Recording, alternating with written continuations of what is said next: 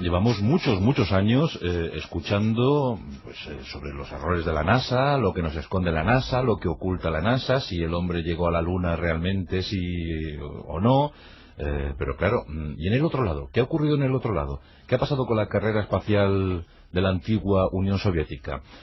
Anda, que estos también tuvieron lo suyo, y además errores constatados con los años, y mucho más después de la Glasnost, ¿verdad? Después de la transparencia, donde supimos cosas que nos dejaron boquiabiertos. ¿Qué pasó realmente con la perrita Laika? ¿Qué pasó con algunos de los héroes que quedaron por allí flotando? ¿Realmente hizo pipí Yuri Gagarin antes de subir a la nave? Bueno, pues vamos a intentar averiguarlo esta noche. ¿Qué tal, Jesús Callejo? Buenas noches. ¿Qué tal? Muy buenas noches. Hombre, veo que vienes con un traje de cosmonauta, ¿eh? Sí. Con CP. Sí. SSS. Lo he puesto en la escafandra. Pero parece un casco. Sí.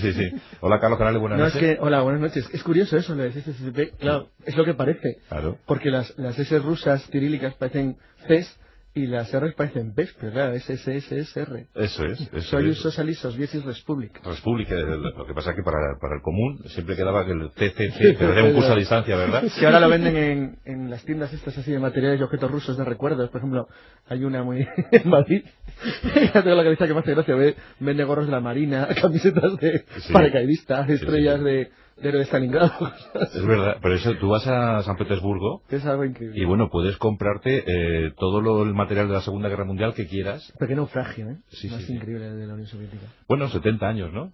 70 años les duró la ilusión esta roja. Bueno, les duró la ilusión a los que no estaban en un campo en Siberia. Eso es. A eso les duró menos. Eso es. De 70 años. Eso es. Pero los soviéticos mantuvieron una pugna constante, sobre todo en los años 50-60, por intentar ser los primeros, o ser vanguardia al menos, en la conquista del espacio. La lucha era por llegar a la Luna, a ver quién era el primero en llegar a la Luna, por ver quién era el primero en enviar una sonda a Marte, por ver quién era el primero en enviar un artilugio a Venus.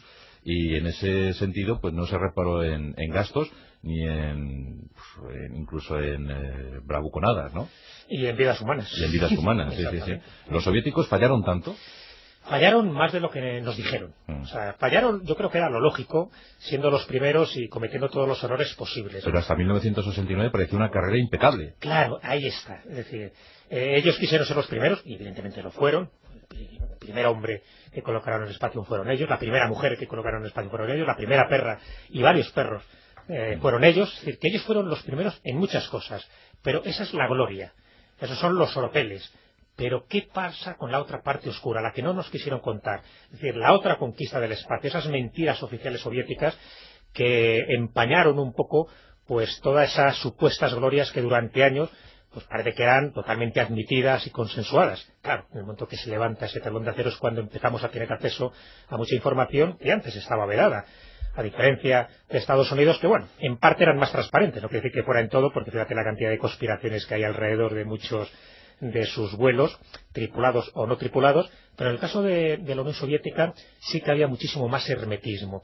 Nos intentaron colocar pues esa especie de aureola, que fueron brillantes en esa carrera espacial, es verdad, ya digo que fueron los primeros en muchísimas cosas, pero fallaron en otras. Es decir, esa vida con la que esa pérdida de vida, ¿no?, que muchos tuvieron que dar como tributo a esta carrera espacial y que fueron totalmente olvidados, ignorados deliberadamente, pues es lo que da una sensación, ¿no?, de pobreza a esa conquista espacial por no ser tan transparentes, por no ser tan diáfanos, que eso no empañaba para nada, por supuesto, sus éxitos. Lo que pasa, Carlos, es que los soviéticos tenían muy clarísimo que tenían que ser perfectos, ¿verdad? Claro, bueno, primero varias cosas. Primero hay que ser justos con Rusia. No digo con los soviéticos, digo con Rusia. Con Rusia, sí. Porque estoy pensando en Mikhail Tsiolkovsky, que en 1903 fue la primera persona en el mundo que diseñó las órbitas que deberían de tener una nave tripulada, o una sonda lanzada por los humanos en el espacio, y al que se le ve incluso los primeros bocetos de diseño de trajes presurizados, aunque era un concepto todavía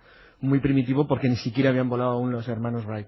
Pero fijaros lo que estoy hablando, es decir, que hablamos de una ciencia muy sofisticada ya en tiempos de los zares, con una minoría muy capacitada, y independientemente de que Rusia haya sido fuese o sea todavía hoy un desastre de cierto modo, la verdad es que siempre han contado con técnicos de altísima capacidad y con unos científicos de primera.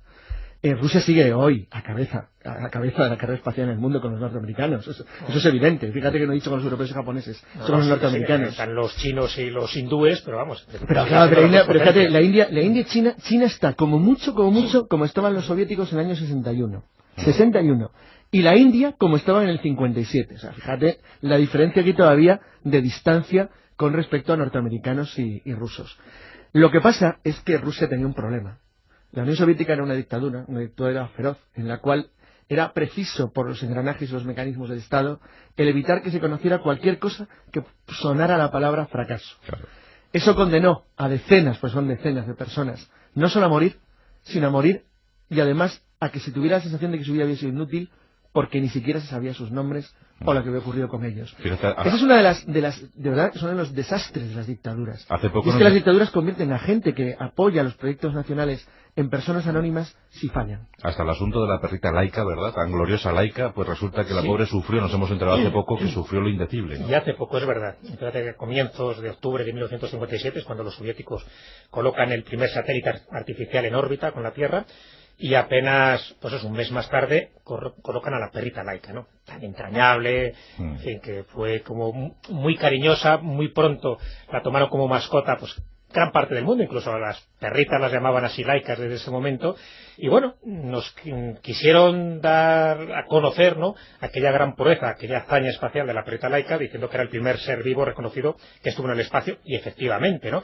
Pero también se nos hizo creer, según la propaganda rusa, que este animal estuvo en órbita varios días antes de fallecer, entonces bueno, pues que murió como un héroe, pero que le permitió a la perra pues ver el planeta azul desde el espacio, y bueno, pues casi como una muerte romántica. Hoy sabemos, como tú bien decías, Juan Antonio, que todo fueron bonitas palabras, bonitos deseos, porque en realidad la perrita Laika falleció apenas 4 horas después del lanzamiento. Además debió fallecer con unos dolores terribles, ¿no? Con un calor insoportable, ataques de ansiedad, posiblemente con un ritmo cardíaco muy elevado, es decir, una muerte tremebunda. Bueno, pues esto es algo que nos hemos enterado no hace demasiado tiempo, que no quita mérito, por supuesto, a la perrita Laika, pero sí quita mérito a esa propaganda soviética que no querían que este tipo de muertes tan rápidas, ¿no?, pues empañara ese éxito soviético. Pero claro, el caso de la perrita Laika no fue el único, fue el más conocido. En la segunda mitad del año 1960 se producen por parte soviética nuevos intentos, en fin, quieren hacer nuevos experimentos con seres vivos en el espacio y por lo tanto, cómo no, se generan nuevos mártires en este progreso de la ciencia. Y ahí está el caso de la cápsula Coral, por ejemplo, que fue lanzado el Sputnik 5, y ahí pues envían a 2 nuevos perros llamados Strelka y Belka, quienes perecen pues nada más comenzar la nueva experiencia espacial, o sea que mueren también un poco casi al instante, de forma súbita, igual que le pasa a la perrita Laika. En el Sputnik 6 ocurre lo mismo, puede haber fallos, pero fallos clamorosos, y otros perros llamados Musca y Sikolka pues también mueren asfixiados y presas de un pánico en órbita con nuestro planeta. Mira, estamos conectando con el Sputnik, sí, con los restos del Sputnik. No, lo que sí que es cierto es que, aunque fracasos y problemas hubo tanto en el proyecto norteamericano como en el proyecto ruso, y al principio los rusos fueron claramente mucho más innovadores y además sobre todo arriesgaban mucho más, lo que es cierto es que arriesgaban bajo la condición de que nadie se enterara si el proyecto fracasaba. Es curioso porque, por ejemplo, es bien conocido que la primera persona que salió al espacio, Yuri Gagarin, se mató el 27 de marzo del 68, era un héroe nacional de la Unión Soviética, y por lo tanto era imposible ocultar su muerte.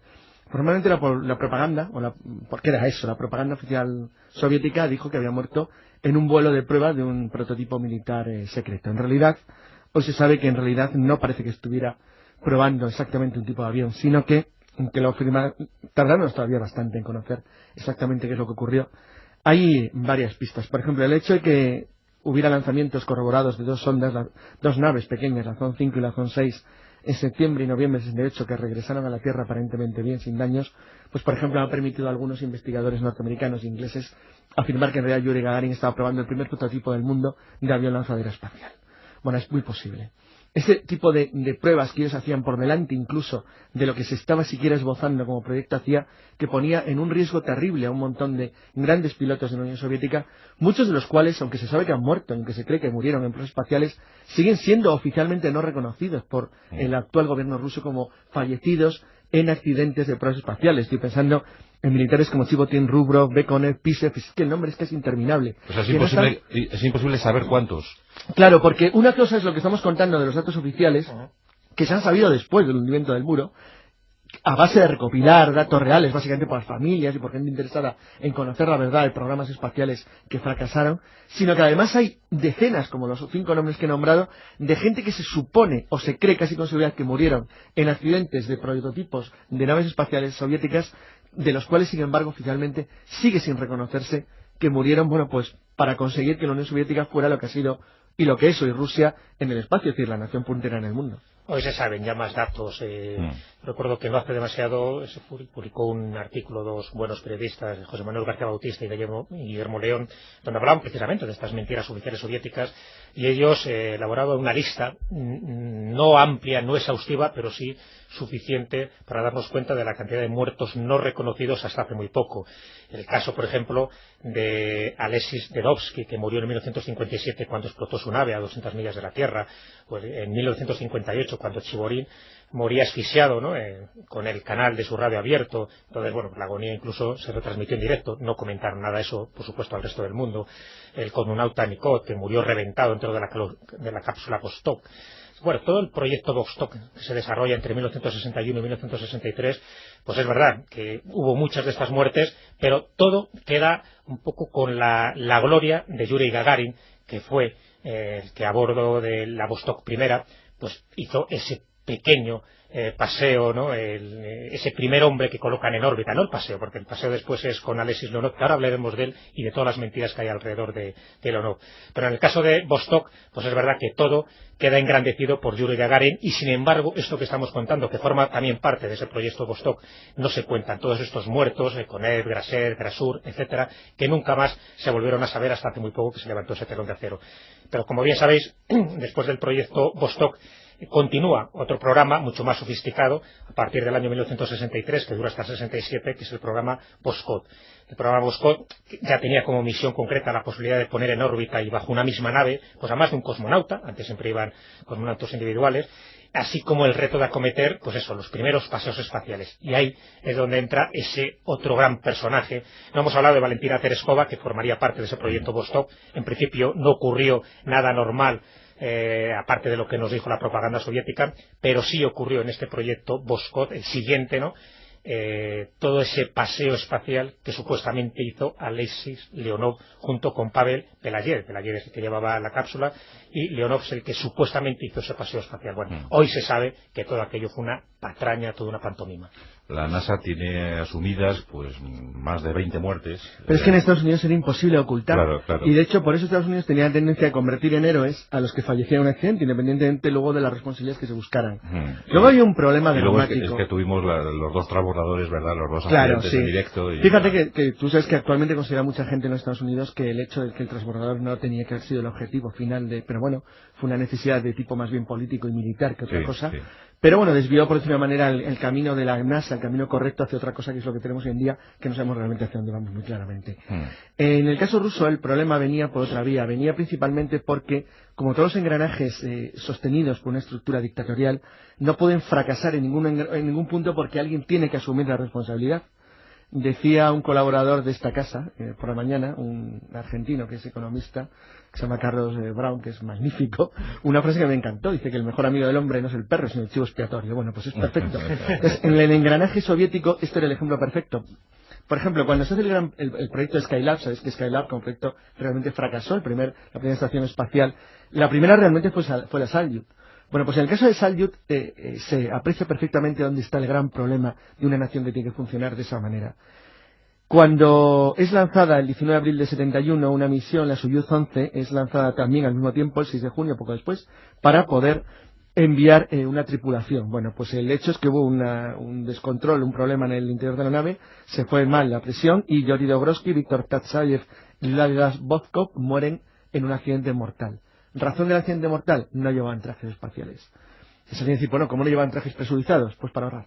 Para ahorrar. Entonces, este es el gran problema y el gran drama a la larga de la Unión Soviética. Es lo que le convierte a la postre en una nación secundaria. Es decir, la economía ya no aguantaba la capacidad de competencia contra los Estados Unidos. Estoy hablando de los años 70. Esto se fue agravando progresivamente porque estas 3 víctimas, por ejemplo, que no fueron en su momento, no hubo explicación alguna al motivo por el cual habían muerto, se ha habido después, que es que por simplemente no había espacio en la nave, porque había problemas de carga, entonces decidieron mandarlos sin trajes presurizados, que es lo que les condujo a la muerte. Pero es que exactamente igual ocurrió con la Salyut 1, porque claro, no tenía ningún sentido y la abandonaron 175 días después de su puesta en órbita, después de un esfuerzo económico, ingeniería y de técnica y material inmenso.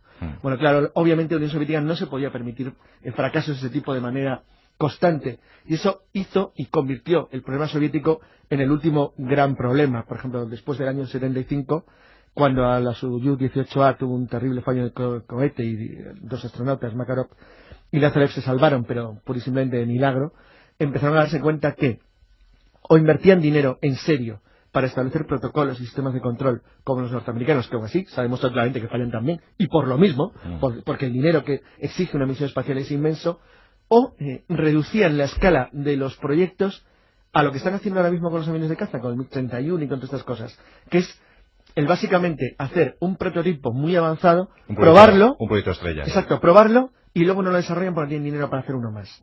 Que es el caso que luego comentaré al final del Buran, que es un caso para mí fascinante, porque está directamente vinculado a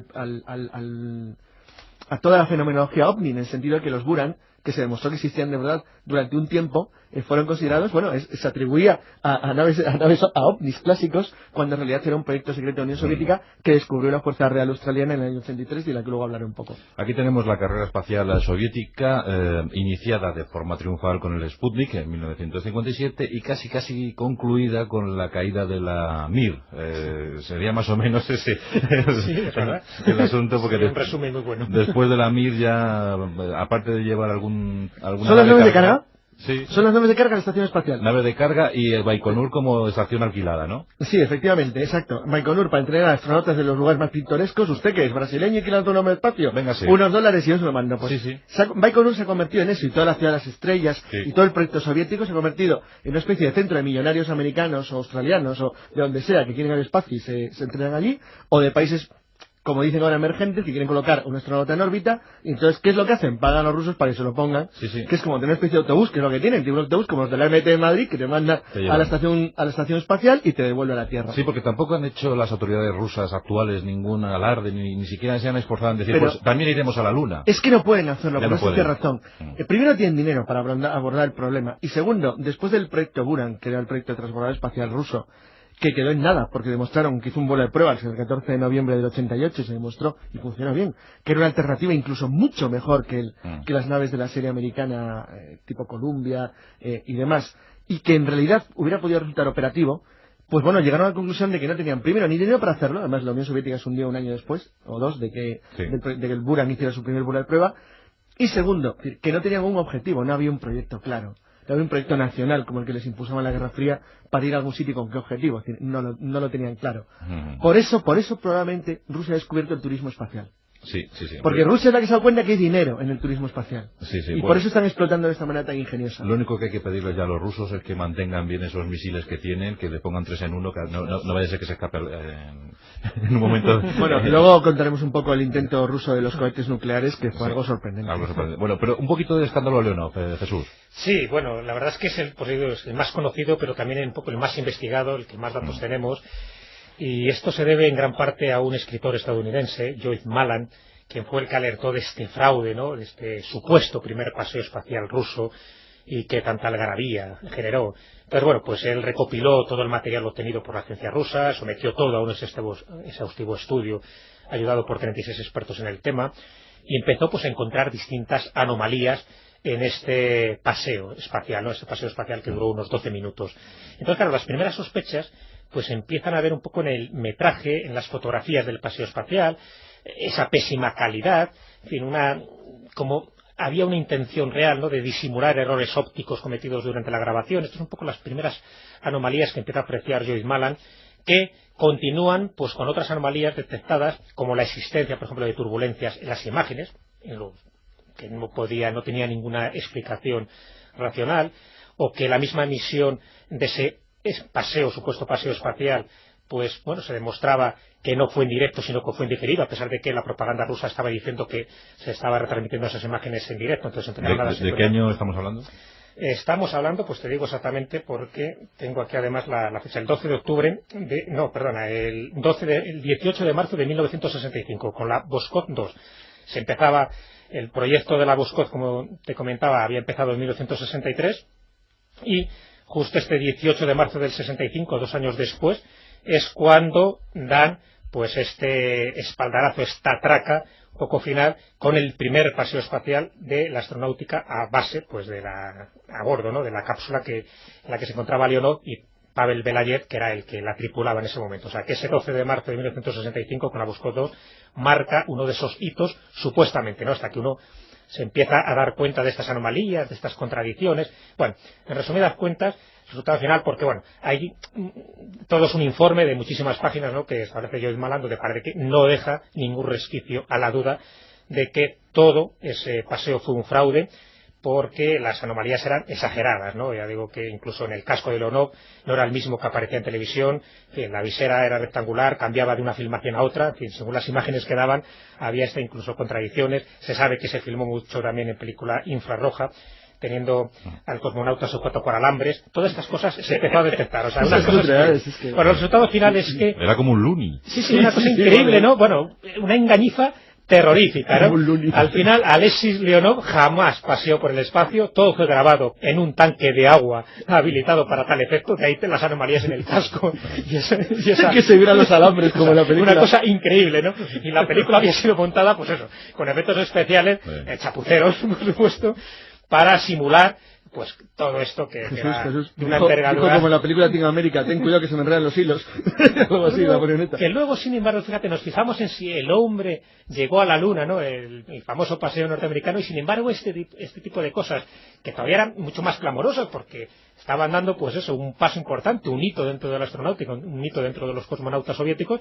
Bueno, pues esto quedó de tapadillo, y ahora es cuando se ha destapado, que bueno, era una chapuza tremenda. Lo que pasa es que no teníamos las pruebas, los datos, y mira tú por dónde tiene que ser al final un investigador y un periodista estadounidense el que saca todo a relucir, pero bueno, consensuado con distintos expertos, muchos de ellos rusos. Bueno, pues todos estos asuntos inquietaron muchísimo a Estados Unidos en los años 60. El propio Kennedy dijo que el objetivo prioritario era llegar a la Luna antes que los soviéticos, porque pensaban que realmente iban a llegar antes los rusos. O sea, quería una cosa simplemente para acabar, y es que hay que recordar que la Unión Soviética incluso llegó a hacer un experimento en los años 60 de motores nucleares, dirigido por el mariscal Nedelin, que en aquel entonces era el jefe de la división de fuerzas de proyectiles dirigidos de la Unión Soviética, y que acabó con 300 muertos. 300 muertos. 300 muertos porque el cohete hizo explosión con toda su carga radioactiva desparramándola por allí. Bueno, un desastre espantoso. La pregunta después de esto es, ¿realmente algo llegó a funcionar en la Sí, pero ¿sabéis cómo dijo los periódicos Pravda cuando no se podía ocultar la muerte del mariscal Nedelin? Sí. Es decir, porque estaba allí con todos los demás, acabó con todas las autoridades que había viendo. Estaban ahí los 300 chicharros. Sí, no, entonces dijo simplemente que había muerto heroicamente en acto de servicio. Eso sí. Durante un ensayo aeronáutico, y el resto los fueron matando poco a poco. Sí. Que fueron muriendo casualmente y teniendo accidentes, y de esa manera hasta que llegaban a los 300 para poder justificar la barbaridad que había ocurrido. Bueno, pues la carrera espacial en la Unión Soviética, que no fue tan brillante como habéis podido escuchar esta noche en voz de Jesús Callejo y Carlos Canales. Bueno, pues para ti, Carlos, te he traído una réplica exacta del Sputnik. Joder, qué bola. Es una bola. Una bola con pinchos. Pues claro, después de ver esto, ¿funcionará eso o no? ¡Oiga! Pues sí, para ti, Jesús, toma, este es un misil Pershing. Creí que ibas a dar la mía. Sonidos que, bueno, en parte eran más transparentes, no quiere decir que fuera en todo, porque fíjate la cantidad de conspiraciones que hay alrededor de muchos de sus vuelos, tripulados o no tripulados, pero en el caso de la Unión Soviética sí que había muchísimo más hermetismo.